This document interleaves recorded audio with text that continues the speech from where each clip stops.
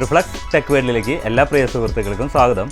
ഇന്നത്തെ വീഡിയോ എന്താണെന്ന് വെച്ച് കഴിഞ്ഞാൽ നമുക്കൊരു കാർ സ്റ്റീരിയോ നമുക്ക് വീട്ടിലെങ്ങനെ ഫിറ്റ് ചെയ്യാം, അതുകൊണ്ടുള്ള കുഴപ്പങ്ങൾ എന്തൊക്കെയാണ്, അതിൻ്റെ പോരായ്മകൾ എന്തൊക്കെയാണ്, ഇതൊക്കെയാണ് ഇന്നത്തെ വീഡിയോയിൽ നമ്മൾ കാണിക്കുന്നത്. ഈ കാർ സ്റ്റീരിയോ എന്ന് പറയുമ്പോൾ ഇത് കാറിലേക്ക് വേണ്ടി മാത്രമായിട്ടാണ് വരുന്നത്. അതിനുള്ള വയറിങ്ങിനും വ്യത്യാസമുണ്ട്, അതുപോലെ വീടുകളിലേക്ക് വരുന്ന സിസ്റ്റത്തിനും വ്യത്യാസമുണ്ട്. അത് നമ്മൾ DC കറണ്ടിലാണ് വർക്ക് ചെയ്യുന്നുണ്ടെങ്കിലും ഒരു 12 വോൾട്ടിൽ വർക്ക് ചെയ്യുന്നത് ഒരു പ്ലസും ഒരു മൈനസും മാത്രമേ കാണുള്ളൂ. പക്ഷേ ഇതും DC കറണ്ടിൽ തന്നെയാണ് വർക്ക് ചെയ്യുന്നത്, 12 വോൾട്ടിലാണ്. പക്ഷേ ഇതിൻ്റെ വയറിങ്ങിന് വ്യത്യാസം ഉണ്ട്.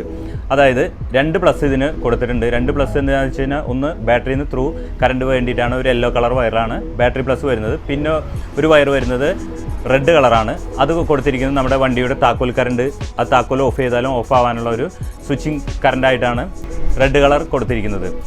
പക്ഷേ നമ്മൾ വീട്ടിൽ ഈ കാർ സ്റ്റീരിയോ ഫിറ്റ് ചെയ്യുകയാണെങ്കിൽ ചെയ്യുന്ന കാര്യം എന്താണെന്ന് വെച്ച് കഴിഞ്ഞാൽ നമ്മൾ ഈ യെല്ലോ കളർ വയറും ഈ ബാറ്ററി പ്ലസ് എന്ന് പറയുന്ന യെല്ലോ കളർ വയറും സ്വിച്ച് ഓൺ കറണ്ട് എന്ന് പറയുന്ന റെഡ് കളർ വയറും കൂടി ഒരുമിച്ച് കൊടുക്കും. ഒരുമിച്ച് നമ്മുടെ പ്ലസ്സിൽ കൊടുക്കും, മൈനസ് നോർമലായിട്ടുള്ള ബ്ലാക്ക് കളറിൽ തന്നെ കൊടുക്കും. ഇത് കൊടുത്താലുള്ള സെറ്റുകൾക്കുള്ള കുഴപ്പം എന്താണെന്ന് വെച്ച് കഴിഞ്ഞാൽ നോർമലി പാട്ട് കേൾക്കണതിനൊന്നും യാതൊരു കുഴപ്പം കാണിക്കില്ല. നമ്മൾ ഓരോ പ്രാവശ്യം ഇപ്പോൾ ഇറങ്ങുന്ന സെറ്റുകൾക്ക് വലിയ പ്രോബ്ലം ഇല്ല. ഇപ്പോൾ കുറച്ച് 2-3 കൊല്ലങ്ങളായിട്ട് ഇറങ്ങുന്ന സെറ്റിനൊക്കെ ഇതിനകത്ത് ഇൻബിൽറ്റ് മെമ്മറി ഉള്ളതുകൊണ്ട് അത് ഓഫ് ചെയ്ത് ഓൺ ചെയ്താലും അതേപോലെ തന്നെ നമ്മൾ കേട്ടുകൊണ്ടിരിക്കുന്ന പാട്ട് തന്നെ വീണ്ടും കേൾക്കും.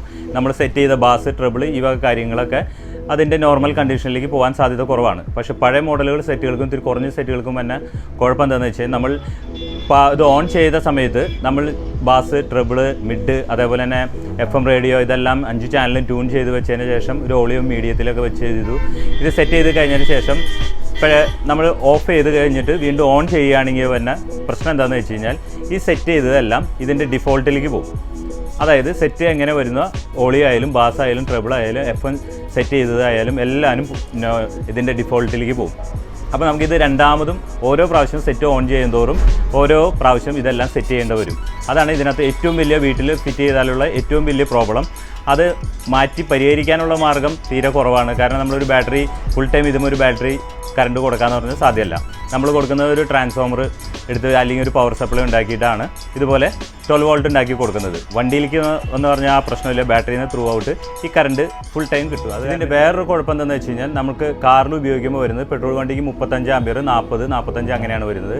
അതേപോലെ തന്നെ ഡീസൽ വണ്ടിക്കും വരുന്നത് 55, 60 അങ്ങനെ ആംപിയർ കൂടിയ ബാറ്ററിയാണ്. അത് വർക്ക് ചെയ്യാൻ ഏകദേശം ഇത് വർക്ക് ചെയ്യാനായിട്ട് ഏകദേശം അത് തന്നെ 45 ആംപിയറോ അല്ലെങ്കിൽ 30 ആംപിയറൊക്കെ ധാരാളമാണ്. പക്ഷേ നമ്മൾ വീട്ടിലേക്ക് വെക്കുമ്പോഴുള്ള കുഴപ്പം എന്താണെന്ന് വെച്ചാൽ നമ്മുടെ കയ്യിലുള്ളത് ഏകദേശം ഒരു 2 ആംപിയറോ 5 ആംപിയറൊക്കെ ട്രാൻസ്ഫോമർ ആണെന്നുണ്ടെങ്കിൽ ഇപ്പോൾ പൈനീർ, കെൻവുഡ്, സോണി എന്ന പോലുള്ള നല്ല ഇത്തിരി ഹെവി ആയിട്ടുള്ള കാർ സ്റ്റീരിയോ വർക്ക് ചെയ്യണമെങ്കിൽ മിനിമം വീട്ടിൽ നമുക്ക് വേണ്ടത് 10 ആംപിയറെങ്കിലും 12 വോൾട്ട് 10 ആംപിയറെങ്കിലും ട്രാൻസ്ഫോമർ ഉണ്ടെങ്കിലാണ് ഇത് അത്യാവശ്യം ബാസും ട്രിബിളും കയറി നല്ല ക്വാളിറ്റിയിൽ അത്യാവശ്യം വോളിയത്തിൽ കേൾക്കാൻ സാധിക്കുകയുള്ളൂ.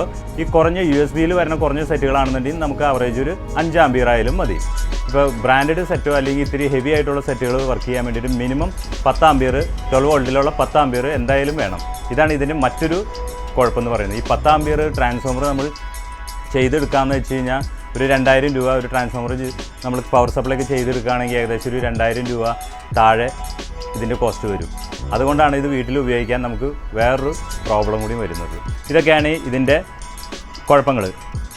കാർ സ്റ്റീരിയോനെ അപേക്ഷിച്ച് നമ്മൾ വീട്ടിലൊരു സെറ്റിനേക്കാളും കേൾക്കാൻ വളരെയധികം ക്വാളിറ്റി കൂടുതലായിരിക്കും. അതിപ്പോൾ കെൻവുഡ് ആയാലും പൈനിയർ ആയാലും സോണി ആയാലും കുറഞ്ഞ സെറ്റായാലും ഏതായാലും കേൾക്കാൻ വളരെയധികം ക്ലിയർ തന്നെയായിരിക്കും. നോർമൽ ഒരു ആംപ്ലിഫയറിൽ കേൾക്കണേക്കാളും കൂടുതൽ ക്ലാരിറ്റിയും കാർ സ്റ്റീരിയോയ്ക്ക് ലഭിക്കുന്നതാണ്. അതേപോലെ തന്നെ കാറിൻ്റെ സ്പീക്കർ വെച്ചിട്ടാണ് ഇത് കേൾക്കുന്നതെന്നുണ്ടെങ്കിൽ അതിലും കൂടുതലും കേൾക്കാൻ ക്വാളിറ്റി കൂടുതലായിരിക്കും. ഇനി ഇതെങ്ങനെയാണ് കണക്ട് ചെയ്തതിൻ്റെ ഇതിൻ്റെ വയറിൻ്റെ കാര്യങ്ങൾ എന്തൊക്കെയാണ് ഇനി ഞാൻ നിങ്ങൾക്ക് കാണിച്ചു തരാം.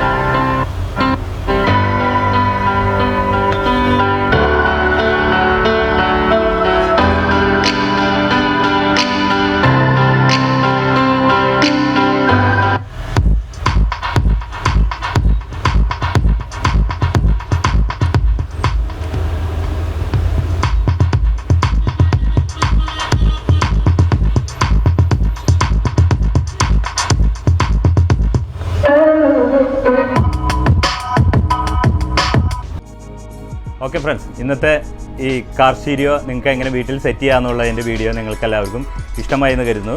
ഇഷ്ടമായെങ്കിൽ എല്ലാവരും ലൈക്ക് ചെയ്യാനും ഷെയർ ചെയ്യാനും കമൻറ്റ് ചെയ്യാനും മറക്കരുത്. കൂടാതെ ഇതിനകത്ത് എന്തെങ്കിലും സംശയം ഉണ്ടെങ്കിൽ നിങ്ങൾ കമൻറ്റ് ബോക്സിൽ രേഖപ്പെടുത്തുക. അതിനുള്ള റിപ്ലൈ ഞാൻ തരുന്നതായിരിക്കും. Okay friends.